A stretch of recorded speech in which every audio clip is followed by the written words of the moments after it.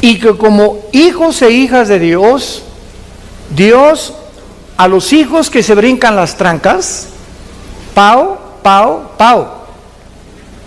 Y vamos a ver que es imprescindible, si tú eres hijo y si tú eres hija de Dios, que Dios te va a disciplinar. Y por eso se llama esta conferencia el misterio o el sufrimiento y la disciplina de Dios.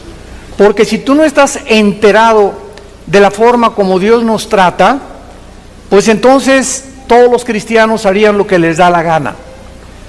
Y de ahí que viene una deducción de la teología donde hermanos de nosotros dicen que la salvación se pierde. Pues porque el hermano estuvo en la iglesia hace 3 meses y ahora anda emborrachándose, y estuvo hace 4 meses o 5 meses, y don Pancho que estuvo en la iglesia, usted no se, dejó a su esposa, etcétera, etcétera, y te dicen perdió la salvación. Bueno, la salvación no se puede perder, sino que vamos a escudriñar profundamente la Biblia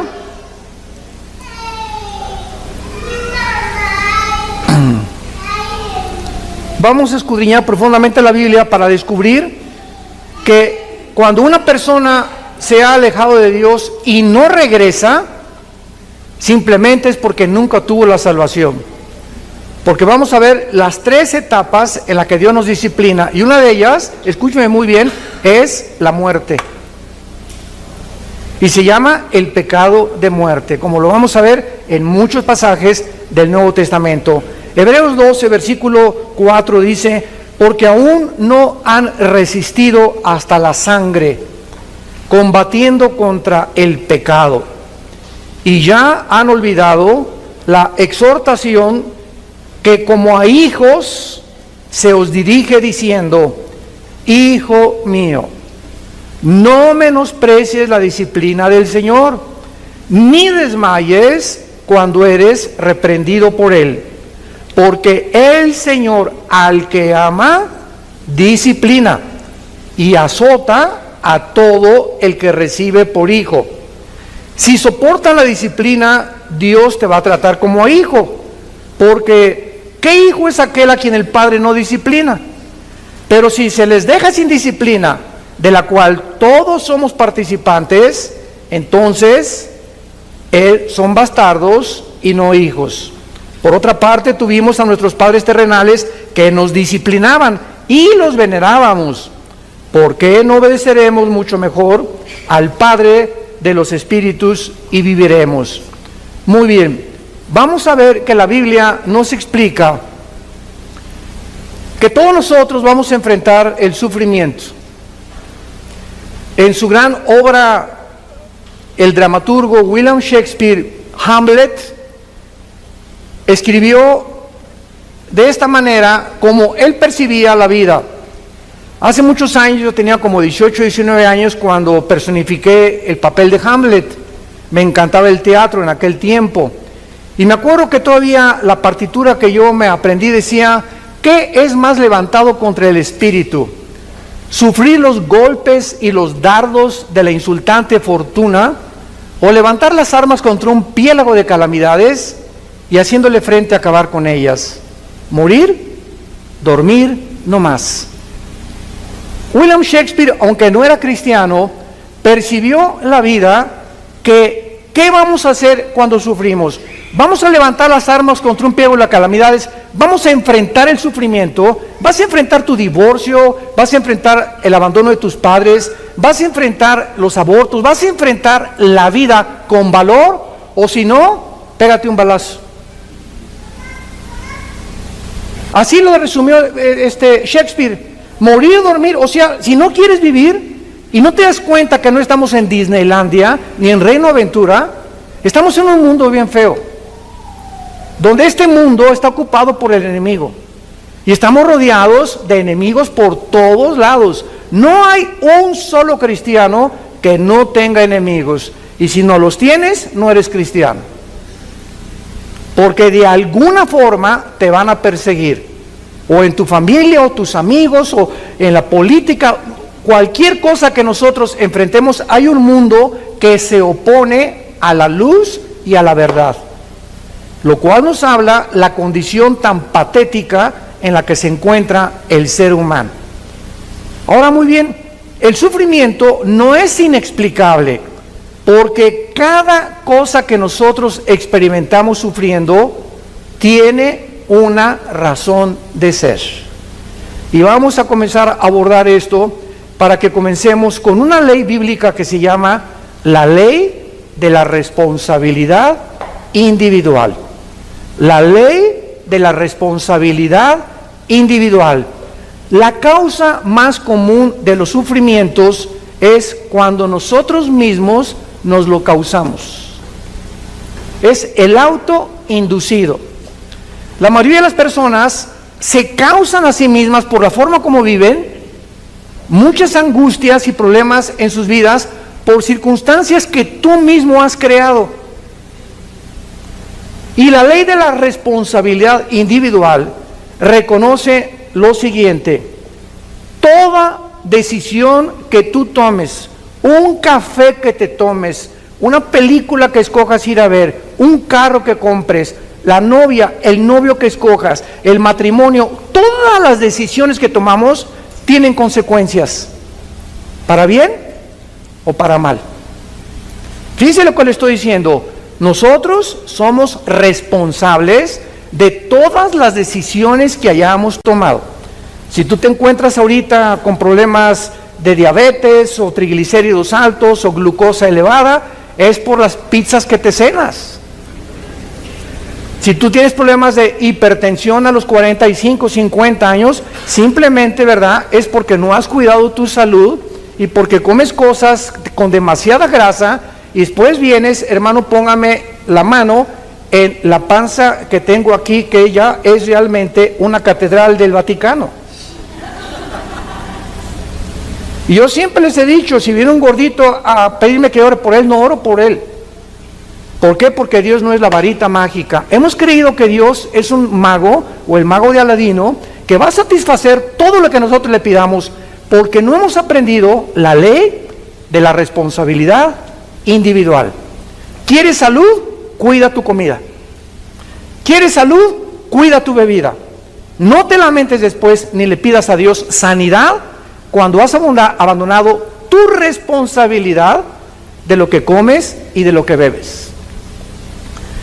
En Gálatas 6, del 7 al 8, se establece esta ley inexorable: todo lo que el hombre siembre, el hombre va a recoger. Hay un ranchero que le dijo una vez a su esposa: vieja, no hay nada en el campo de sandías. Y llega la señora y le dice: oye, Pancho, pues ¿qué? ¿Ya sembraste semilla de sandías? No, no he sembrado nada. Entonces, ¿por qué esperas, si no has sembrado, que tengas sandías? Y así hay mucha gente. ¿Por qué me va mal en la vida? ¿Por qué no prospero en mis negocios? Y te contesta Dios que has sembrado para que crees que yo te bendiga tus negocios. ¿Qué cosa es lo que has hecho en tu vida para esperar que yo te bendiga? ¿O qué crees que soy Aladino? Ay, Señor, ahora sí estoy enfermo, sáname. Señor, por favor, que me den un trabajo bueno, que aumente mis ingresos. Muy bien, ¿cuánto has sembrado en la obra de Dios? Y así se podría hablar espiritualmente, económicamente, políticamente. Todo lo que sembramos lo vamos a recoger. Y la ley dice lo siguiente: que la cantidad y lo que tú siembres, el mal que tú hagas, ese es exactamente proporcional al que te va a venir después. Tú le robas a alguien y alguien te va a robar a ti. Tú le debes a alguien y alguien se va a convertir muy pronto en tu deudor. Tú manoseas a tu novia, que no están casados, o la tratas de abusar. Tú no te imaginas cómo te va a ir en tu matrimonio. Ahorita los psicólogos y los ginecólogos han llegado a la conclusión que la mayor parte de los problemas que el hombre sufre de disfunción eréctil son maldiciones de hombres que trataron mal a las mujeres en su juventud, o a su ex esposa. Tú tocas a una mujer y le haces daño a una mujer, no te la acabas, no te la vas a acabar, porque Dios es vengador, y porque estás abusando de una propiedad que no es tuya. Las mujeres le pertenecen a Dios. Y si no entendemos esto, no podemos como hombres cristianos tener mejores matrimonios ni mejores familias. porque estamos abandonando la ley de la responsabilidad individual. Muy bien, aún antes que Dios creara al ser humano, decretó el libre albedrío, por lo que nuestras decisiones tienen que tener repercusiones para bien o para mal. Eso es absolutamente lógico, y todos nosotros somos responsables de nuestras acciones. Y así como hay leyes científicas inexorables, como si yo voy caminando ahorita y doy un paso aquí, no importa lo que yo piense, me voy y me tropiezo, porque la ley de la gravedad postula que todo objeto más pesado que el aire es atraído hacia el centro de la Tierra. Es una ley que funciona de 2 a 3 o de 6 a 7. No, ¿verdad? Es una ley inexorable las 24 horas del día. La ley del electromagnetismo, la primera y la segunda ley, la termodinámica, la ley de la entropía, la ley de las fuerzas nucleares, las fuerzas poderosas y las débiles, todas estas leyes que el universo contiene, gracias a estas leyes existe la ciencia. Si no hubiera una ley perfecta que nunca se atrase en el universo, no podría existir la física, ni las matemáticas, ni la astronomía, ni la astrofísica, ni la física cuántica. Es gracias al orden que tenemos en el universo que existe la investigación científica.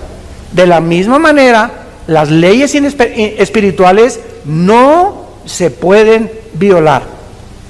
La implicación de esta ley de la responsabilidad individual es que cada ser humano es responsable. Síganme con mucho cuidado. Una persona madura, y vas a alcanzar la madurez emocional en tu vida el día que le dejes de echar la culpa a nadie. El día que tú sigas, es que yo soy prostituta porque mamá fue prostituta, y usted no sabe que a mí me crearon un orfanatorio y me botaron y por eso soy bandido o narcotraficante. Y es que usted no entiende que tengo ya 2 maridos que me dejaron, y mi conclusión es: todos los hombres son iguales. O mi señora me dejó, yo no me vuelvo a casar porque todas las mujeres son iguales. Cuando nosotros llegamos a estas conclusiones tan absurdas, es porque no hemos entendido esta ley. Vean ustedes en el libro de Ezequiel, en el Antiguo Testamento, capítulo 18, versículo 20, lo que la Biblia dice. Ezequiel 18, 20. El alma que pecare, esa morirá. El hijo no llevará el pecado de su papá o de su padre, ni el papá llevará el pecado del hijo. La justicia del justo será sobre él, y la impiedad del impío será sobre él. Nunca, jamás te atrevas de echarle la culpa a tus papás o a tu mamá por la conducta que tú tienes, que tú has escogido libremente hasta el día de hoy. No se culpen padres que pues mi hijo se fue a las drogas o esto por acá, porque él, si pasa de los ya 21 años de edad, los papás nos limpiamos las manos. Y ya si después de la mayoría tu hijo agarra el camino que él quiera tomar, no te lamentes: ay, pues a lo mejor le di mal ejemplo. A lo mejor sí le diste mal ejemplo, pero ¿sabes qué? Él va a tener que escoger otra cosa que no el mal ejemplo que le diste. Pero no te culpes, porque esa conciencia de culpa en nuestras vidas nos impide que Dios pueda tratar con nosotros. Tenemos que entender: mi hijo ya, ahí te lo dejo, Señor, no me queda más que orar por él, orar por mi hija, nada más. Pero no podemos vivir atormentados, porque ¿sabes lo que va a pasar? Estás lastimando tu matrimonio. Yo conozco a cantidades mamás, ahora en el seminario en la Riviera Maya que tuvimos en octubre del mes pasado, más de 200 parejas tenemos cada año de Centroamérica, Paraguay, vienen de todo el mundo, hasta de España vienen. Llegó una pareja con Marta, mi esposa, y nos dijo: ay, hermano, es que pastores, ustedes no saben, mi hija y se casó muy mal, etcétera, etcétera. Le digo: ¿cuándo se casó su hija con ese gavilán? Y me dice: pues ya tienen como 4 o 5 años. Y le digo: ¿usted tiene 4 o 5 años, señora, lamentándose y sufriéndose por la decisión que su hija tuvo? Usted no puede seguir así. Y me dice el esposo: claro, ya ves, tenemos 4 años tú y yo de infelicidad. Todos los días llorando por ella, y tú y yo no tenemos comunicación, simplemente porque abandonó su matrimonio y se concentró en la hija que se casó con un gavilán. ¿Sabes una cosa? Déjala que el gavilán pollero se la lleve. Señora, le dijimos mi esposa y yo, usted no es diosa, usted no va a cambiar a su hija ni a su esposo. No nos queda más que orar por ellos. No nos queda más que orar por ellos. No puede ir con un martillo y darle un martillazo en la cabeza al gavilán. Tenemos que aconsejarlos, pero no pueden personas ajenas robarnos nuestra felicidad, porque ellos son responsables de todas las decisiones que ellos tomaron. Cuando nosotros entendamos este concepto, vamos a sentir más felices al lado de Dios.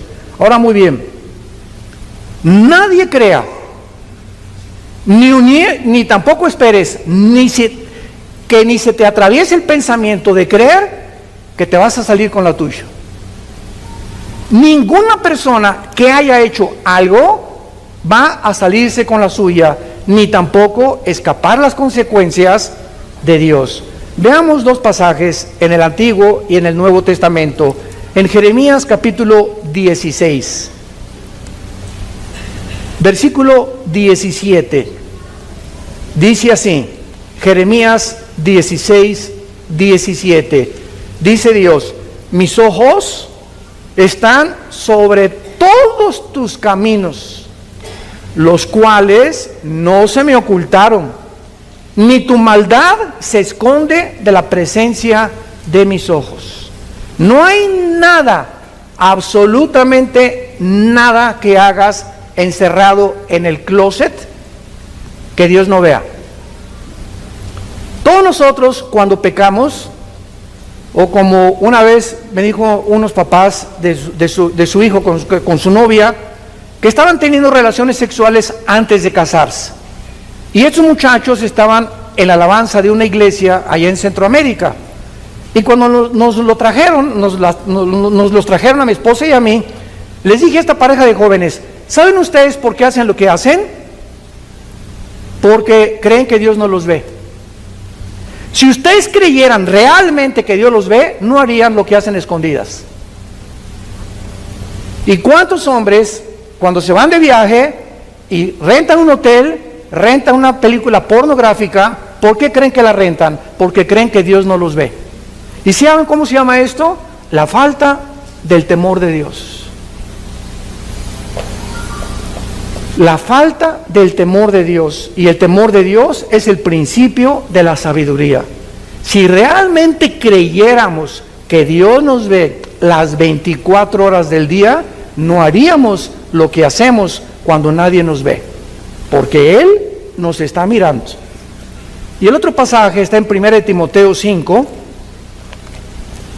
1 Timoteo 5, versículo 24 y 25, y dice el apóstol Pablo, 1 Timoteo 5, 24 y 25, los pecados de algunos hombres se hacen patentes, o sea, conocidos, antes que ellos vengan a juicio, mas que a otros se les descubren después. Asimismo, se hacen manifiestas las buenas obras, y las que son de otra manera no pueden permanecer ocultas. No hay nada que tú hagas, en la traducción parafraseada, no hay nada que hagamos que Dios no lo saque a la luz, tarde o temprano. Y Dios, en su paciencia y en su misericordia, hay muchos cristianos que pues hicieron algo hace 6 meses, o hace 4 meses, o robaste, o todavía debes un dinero que no has pagado, y sigues caminando en la vida, y como no te pasa nada, crees que ya se olvidó. A lo mejor hasta 1 año tiene Dios de paciencia a que tú te arrepientas. Pero dice la Biblia que tus pecados te alcanzarán. Lo que tú hiciste el año que entra, o dentro de 2 años, o dentro de 3 años, nos va a alcanzar ese mal que hicimos tarde o temprano. de acuerdo a lo que hayamos hecho, no nos escapamos del juicio de Dios. Y dice Dios, te doy la oportunidad que te arrepientas. Primera de Juan 1, 8 y 9. Si confesamos nuestros pecados, Él es fiel. ¿Por qué Él es fiel? Porque hay un pacto entre nosotros y Él. Él es mi Padre. Por eso conozcamos a nuestro Dios. Él es fiel porque es mi Padre. Y además es justo, porque en la cruz su Hijo pagó por eso que yo hice. Ahora solo me pide, siendo su Hijo, que me vuelva otra vez a Él y que abandone eso que hice, que pida perdón, que restaure tal vez, si es posible, el daño que hice, pero que no me quede con ese pecado, porque el que cubre sus pecados no prosperará. Proverbios 28. Y el que los confiesa alcanzará misericordia. Entonces Dios nos da dos opciones: hijo, hija, híncate, o dímelo tal vez hoy en la tarde que vamos a orar. Dime, Señor, estoy haciendo esto, estoy haciendo aquello, reconozco que no puedo seguir haciendo eso, y la sangre de Cristo te va a limpiar de toda maldad y te evitas el juicio de Dios, que vamos a ver al final, que es terrible, pero no nos podemos escapar porque es la ley de la responsabilidad individual. Regresamos a Hebreos 12, en nuestro pasaje, y veamos algunos secretos de esta forma de tratarnos. Dice el versículo 5 y 6, que no se nos olvide. ¿Qué estoy haciendo ahorita con todos ustedes? Los estoy exhortando. La profecía exhorta, consuela y edifica.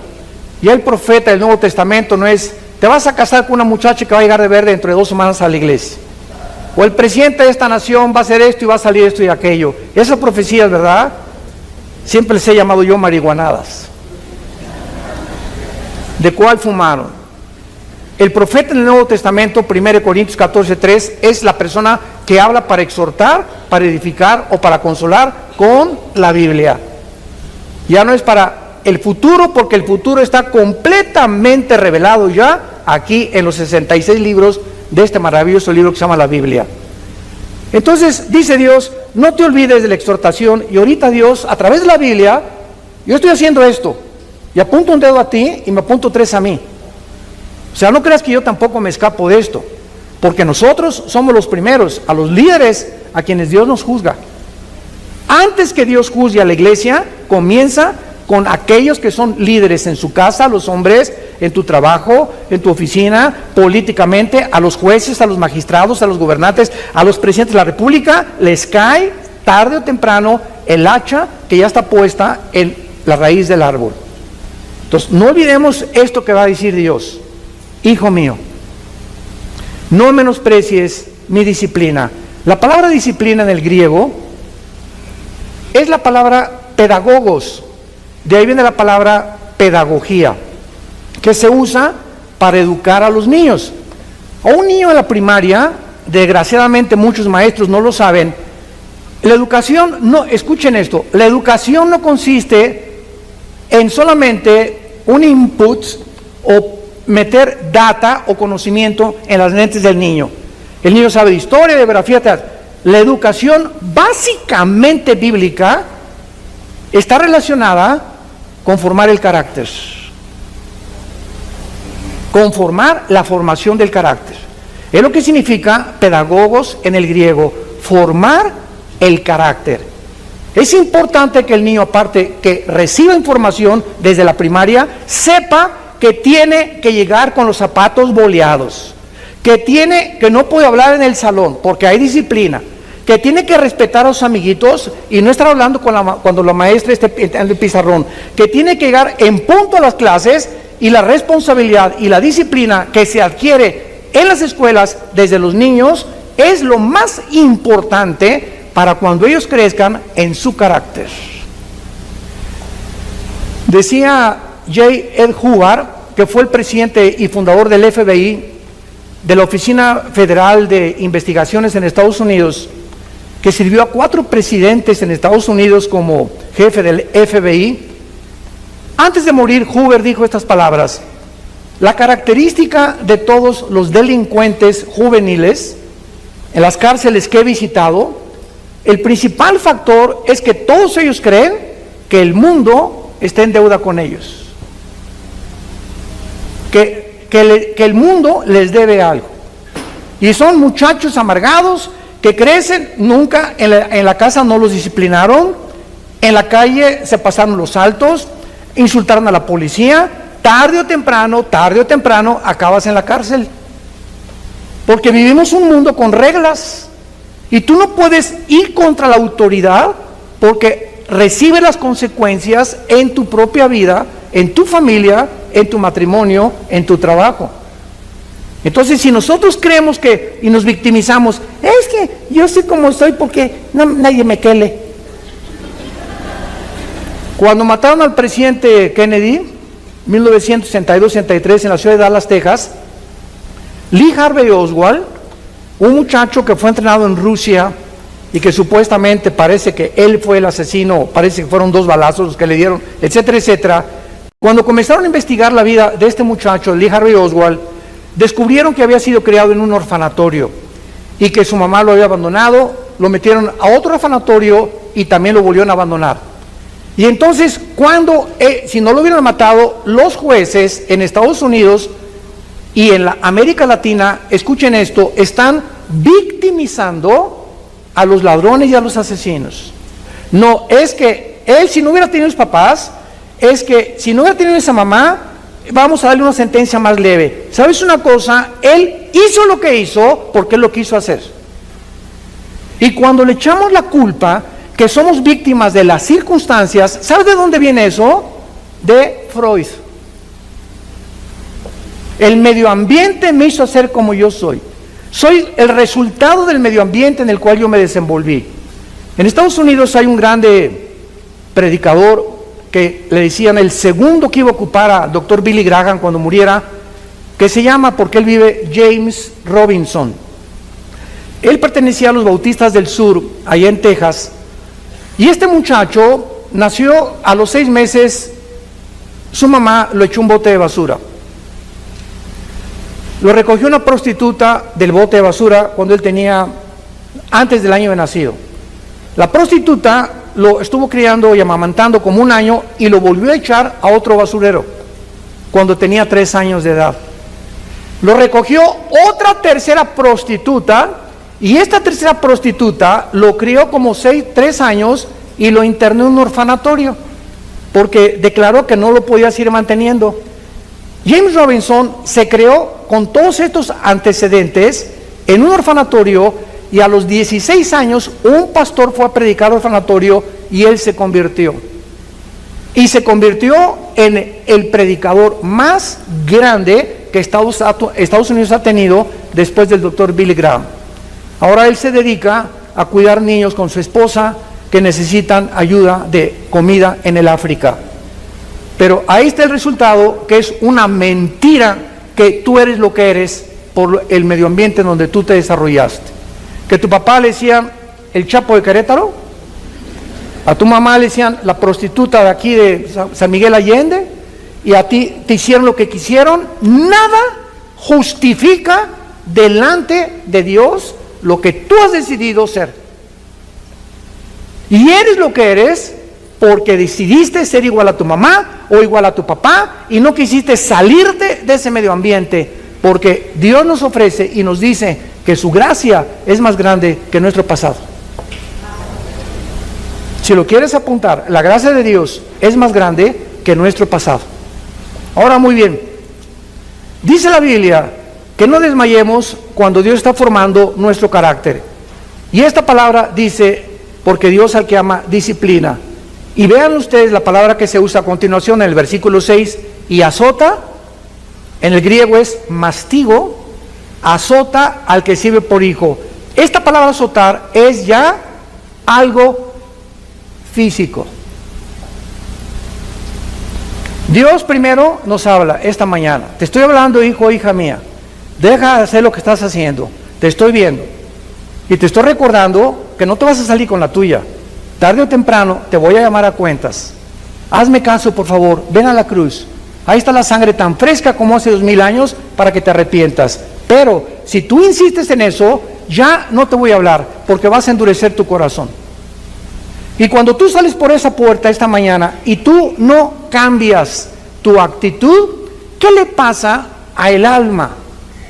¿Sabes? Hace mucho tiempo yo tenía un martillo y estaba clave en el garaje de la casa de ustedes, y me salió una especie de callo aquí en la mano, y esta callosidad descubrí, me dijo un amigo, agarra una aguja y atraviesa. Le dije, no, me va a doler. No, me dijo, haz el experimento.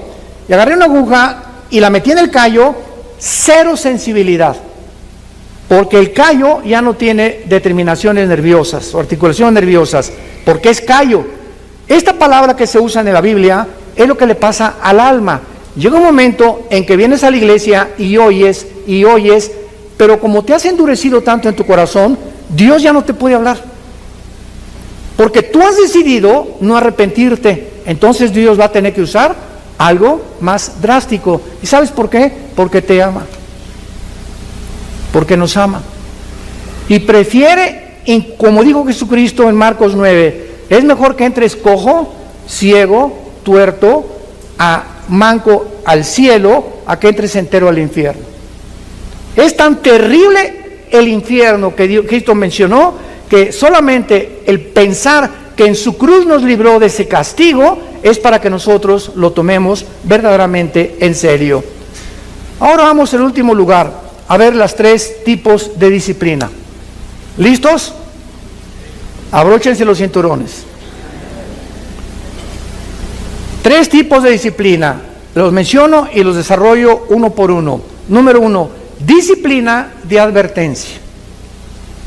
Dios comienza siempre a advertirte. Vas en la calle y se prende una luz amarilla. ¿Qué te está diciendo el gobierno? Detén tu velocidad, porque en instantes se vuelve en rojo. Y si alguien se pasa o tú te pasas en rojo, involucras tu salud, el dinero que vas a pagar en multas, tu familia o hasta la misma muerte. Una luz amarilla no te está diciendo párate, te está advirtiendo, baja la velocidad para que cuando se prende el rojo ya estés completamente parado. Dios nos está advirtiendo en esta mañana. Son focos amarillos que Dios nos prende a continuación. Se llama la disciplina suave. Mijito, no hagas eso, por favor. Mi nene, pórtese bien, mi nene, porque si no va a verlo. El papá le hace pau. Pero si Pepito, ¿verdad?, sigue insistiendo, viene después el pau. No procedemos inmediatamente. ¿Se acuerdan de Apocalipsis 3:20? La iglesia de la Odisea.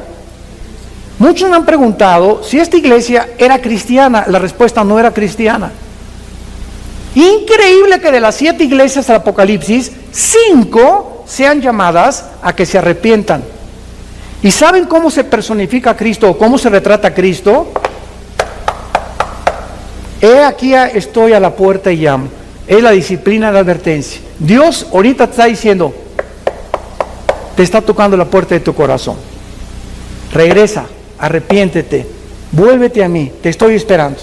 Es la disciplina de advertencia. Número 2, si no oyes, viene la disciplina intensiva. Número 2, si tú ignoras, rechazas las advertencias divinas, requerirás una disciplina mucho más intensa. Por tu terquedad, por tu endurecimiento de tu corazón, vas a perder la sensibilidad a la voz del Espíritu Santo, por lo que las advertencias ya no te pueden servir. Y solo Dios lo sabe. ¿Cuántos de ustedes se encuentran en el segundo paso? En esta advertencia en la que no has hecho caso de la primera. Ahora Dios va a usar algo más intenso que te va a doler. Lo único que te puedo decir es que nos va a doler si no nos volvemos a Él. Sin embargo, como Dios tiene un plan maravilloso para nuestra vida, en su misericordia y en su gracia nos mantiene vivos.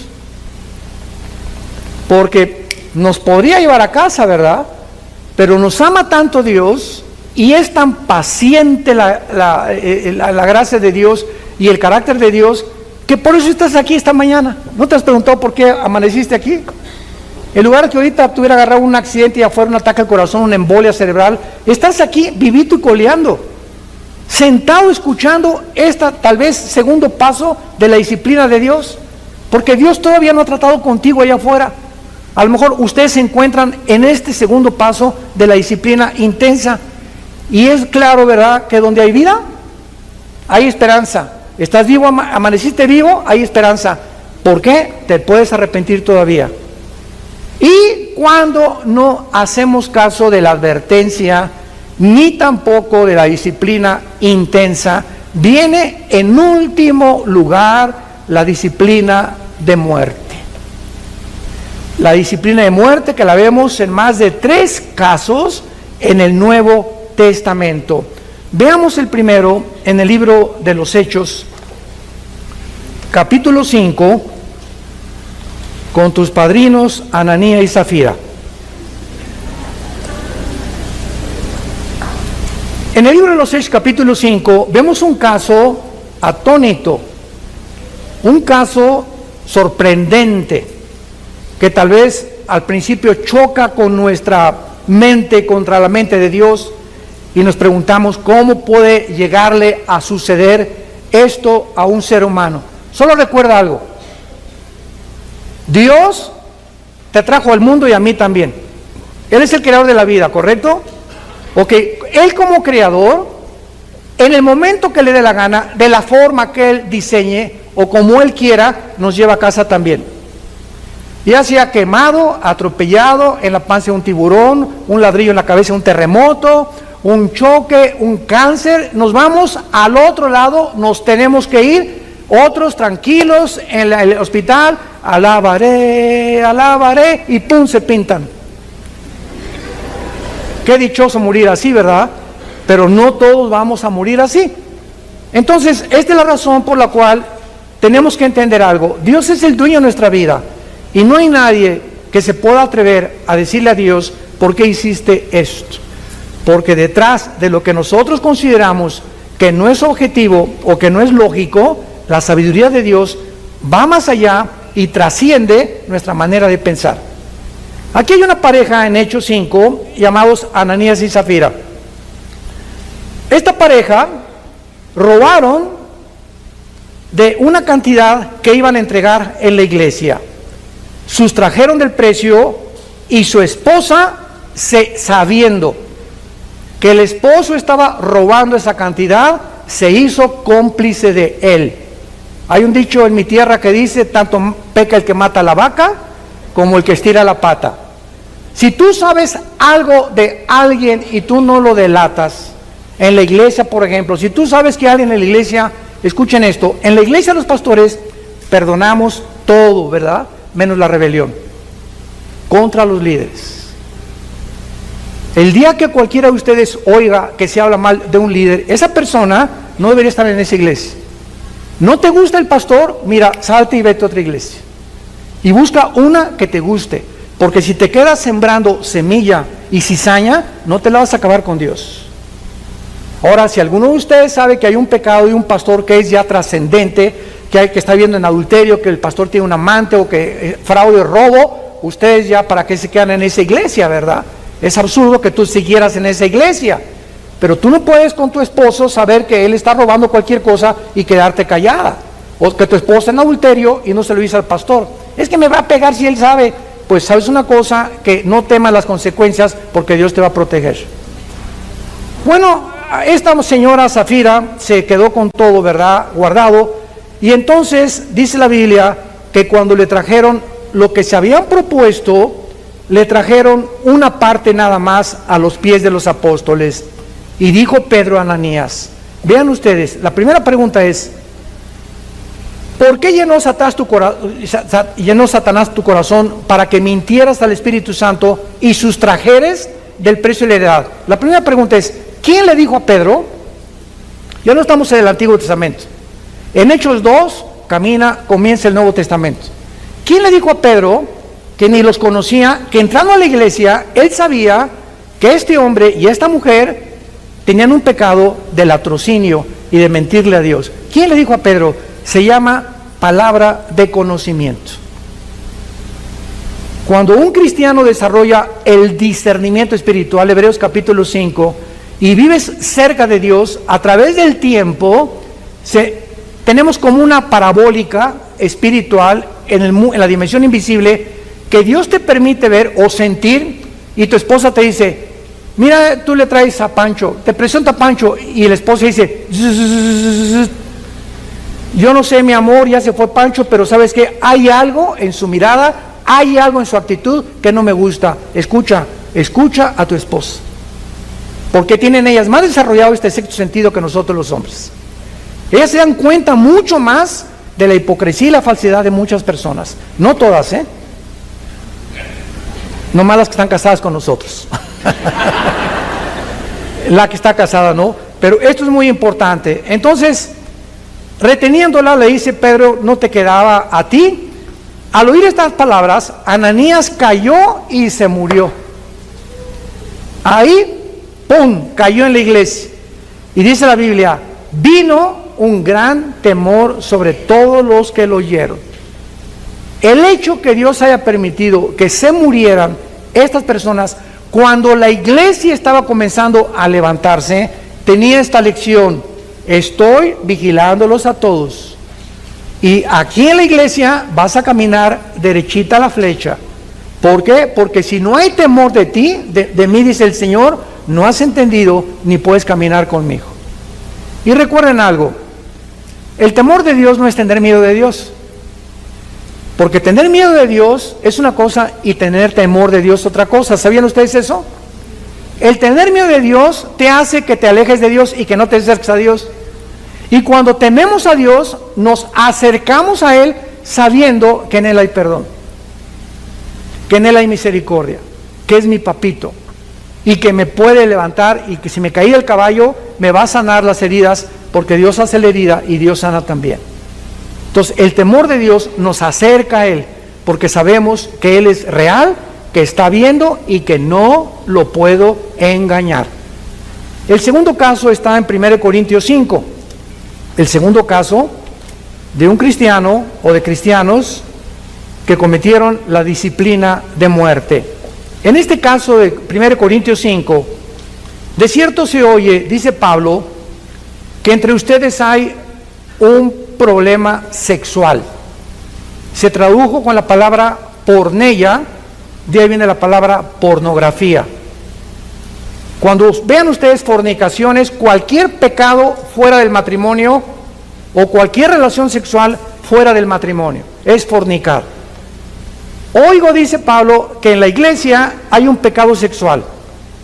Y este pecado sexual ni siquiera se nombra entre los gentiles, tanto que alguno tiene la mujer de su padre. O sea, este muchacho se estaba metiendo con su madrastra. Increíble. Y los líderes lo sabían, los pastores lo sabían. Entonces, ¿cómo podía Pablo permitir esto?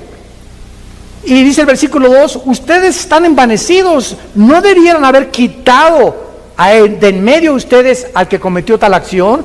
O sea, en este momento requiere que la persona que está así y no se disciplina salga de la iglesia. Ay, falta de misericordia. No es una misericordia santa.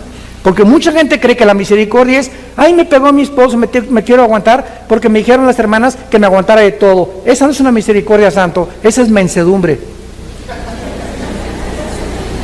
Ninguna mujer puede permitir que su esposo la toque. Es que la hermana me dijo, ese habrá sido la Madre Teresa. Pero no, eso no dice la Biblia. Tenemos que entender la disciplina de Dios. Total que ya Pablo les manda el juicio, versículo 5, el tal se ha entregado a Satanás. Qué feo, ¿verdad? Este muchacho que se ha entregado al padre y al príncipe de este mundo, al que tiene el derecho de la muerte, para destrucción de la carne, o sea, para que muera físicamente, a fin de que el espíritu sea salvo en el día del Señor. Este muchacho era cristiano. Y a pesar que vivía en ese pecado, no había más que llevárselo al cielo antes de tiempo. pero él no podía perder la salvación porque era hijo de Dios. Dios prefirió llevárselo a que siguiera teniendo problemas sexuales en la iglesia. El segundo caso está aquí en Corintios capítulo 11. 1 Corintios capítulo 11 es el tercer caso. Y en este caso, en el versículo 27, está relacionado con la cena del Señor. 1 Corintios 11, 27. De manera que cualquiera que coma este pan o beba esta copa del Señor indignamente será culpado del cuerpo y la sangre del Señor. Por tanto, pruébate cada vez que tomas el pan en la cena del Señor y bebes la copa. ¿Por qué? Porque el que come y bebe indignamente, sin discernir el cuerpo del Señor, juicio come y bebe para sí. Por lo cual, o sea, porque había cantidad de cristianos ahí en Corinto que tomaban la cena del Señor como si fuera una concha. Hay muchos debilitados y muchos, no oigo, duermen. Muchos estaban muriendo en la iglesia porque estaban cometiendo el pecado de muerte. Beber cuando tú tienes la cena del Señor y no arrepentirte, te lo suplico, te lo ruego, hermano, hermana, no tomes la cena del Señor. No la tomes. No te atrevas a hacerlo. No te atrevas a hacerlo. Ahora, si no te atreves a hacerlo, es porque tu pecado está escondido y no te quieres arrepentir. O sea, ¿cuál es el propósito de la cena del Señor? Que nos da la oportunidad de Dios. Una vez al mes, no sé cuántas veces al mes toman aquí la cena del Señor. Nosotros casi siempre una vez al mes. Nos da la oportunidad a Dios, una vez al mes, de reconciliarnos con Él. Y cuando tomo la cena del Señor, le estoy diciendo, Padre, no tengo pecados escondidos. Y en ese momento, agachas tu cabeza, Padre, ilumíname, si tengo algo, si le grité a mi esposa, te prometo que hoy llegando la voy a llevar a comer al mejor restaurante, o nuestro topito, se le voy a pedir perdón, le voy a pedir perdón a mis papás, le voy a pedir perdón a mi esposo, voy a arreglar la deuda que tengo, Señor. En ese momento nos da la oportunidad de arreglarnos, de ponernos a cuentas con Él, porque si te atreves a tomar la cena del Señor y mantienes el pecado, que Dios te da la oportunidad de confesarlo, estás expuesto a un juicio de Dios muy, muy, muy grave. En cuarto lugar, en Santiago capítulo 5, ¿están aprendiendo algo? No lloren, ¿eh? Decía mi papá, no chille, agarre piedras. Primero de Pedro 5, perdón, de Santiago capítulo 5, versículo 19 y 20. Es el cuarto caso del pecado de muerte en la Biblia. Hermanos, ¿a quién le está hablando? A los cristianos. Hermanos, si alguno entre ustedes se ha extraviado de la verdad y alguno le hace volver, sepa que el que haga volver al pecador del error de su camino, salvará de muerte un alma y cubrirá multitud de pecados. En este cuarto ejemplo, si tú ves un hermano, anoche don Pancho lo viste ahí gritando en el Zócalo con una de tequila cuerpo, viva Emiliano Zapata, y tú te acercas hoy en la mañana, temprano, don Pancho, anoche te vi que estabas, pero te iba a decir presta para que andemos iguales, pero estabas hasta acá, ¿verdad? ¿Sabes? No puedes tú vivir así, o estoy viendo que estás viendo a mujeres que no son tu esposa, hermano, y tú eres cristiano.